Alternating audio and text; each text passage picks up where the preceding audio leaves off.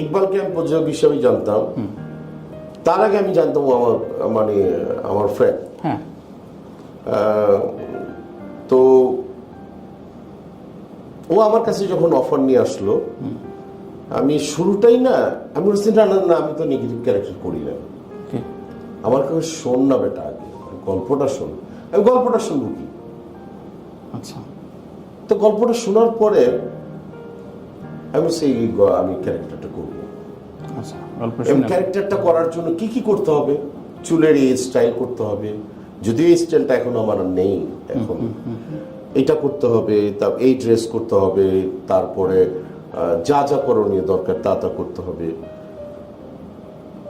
আমি চিন্তা করলাম যে আচ্ছা, আমি তো প্রায় 160+ নাকি 170+, আমি এই মুহূর্তে মুখস্থ নাই আমার, এতগুলো ছবির মধ্যে কি এই ধরনের কি কোনো ক্যারেক্টার আমি করেছি?